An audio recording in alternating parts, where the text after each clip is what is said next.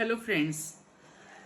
तो आज हम बात करेंगे टीबी की बीमारी के बारे में। लेकिन टीबी की बीमारी के बारे में आज कोई मैं जानकारी नहीं शेयर करूंगी, लेकिन दोबारा से एक इंसिडेंट शेयर करूंगी।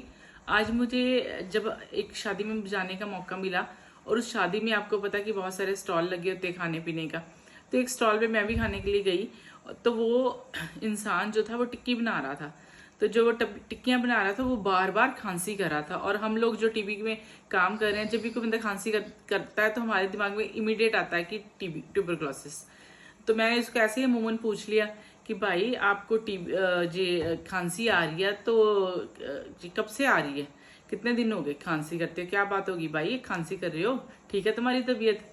तो उसने बोला कि नहीं नहीं, तबीयत मेरी बिल्कुल ठीक है, मुझे ये बस सीजन में हो जाता है, सर्दियों में मुझे खांसी आती है और गर्मियों में बिल्कुल ठीक रहता हूँ मैं, और मुझे कोई बीमारी भी नहीं है, मैंने सारे अपने टेस्ट भी करवा रखे हैं। मतलब एक ही सांस में उस इंसान ने ये सब कुछ बोल दिया। जब उस इंसान, नॉर्मली क्या होता है जब हम किसी से बात कर रहे हैं खांसी के बारे में कि आपको खांसी आ रही है, तो वो कहता है वैसे ही है ये तो, है ना, तो या मुझे इतने दिन से आ रही है। उस बंदे ने जैसे एक ही सांस में सब कुछ बोला, तो मुझे थोड़ा सा शक हुआ कि कहीं ये टीबी का मरीज तो नहीं जो अपनी बीमारी को छुपा रहा है।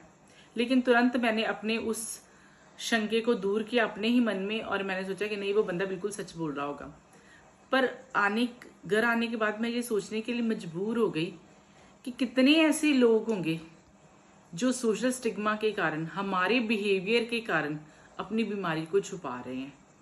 और दूसरी ये बात मुझे लगी कि जब कई बार क्या होता है कि टीबी की बीमारी होने के कारण उनको छुट्टियां करनी पड़ती हैं और उनकी जॉब जो है वो छूट जाती है, जो लोग प्राइवेट सेक्टर में काम कर रहे हैं, तो हो सकता है इस कारण भी वो लोग अपनी बीमारी छुपा रहे हों। तो मेरा निवेदन है उन सब भाई बहनों से जो कि कॉरपोरेट सेक्टर या प्राइवेट सेक्टर या कोई भी काम धंधा कर रहे हैं, तो अपना, अगर उनके किसी भी कर्मचारी को अगर खांसी होती है और खांसी के कारण, बुखार के कारण उन्हें जब टेस्ट कराने के बाद पता चलता है कि उन्हें टीबी की बीमारी है और उन्हें छुट्टी लेनी पड़ती है, तो कम से कम उन्हें 2 महीने की छुट्टी दे दें और उसे काम से मत निकालें, उसको दोबारा काम पे रख लें। क्योंकि इस तरह करने से एक तो हम अपनी सोसाइटी में टीबी की बीमारी को फैलाने में मदद नहीं करेंगे, इसको कम करने में मदद करेंगे। क्योंकि अगर वो इन्फेक्शन वाला बंदा टीबी की बीमारी को बिना बताए आता रहेगा काम को, लोगों को इन्फेक्शन देता रहेगा, दवाई नहीं खाएगा, तो ये प्रॉब्लम और भी बढ़ सकती है।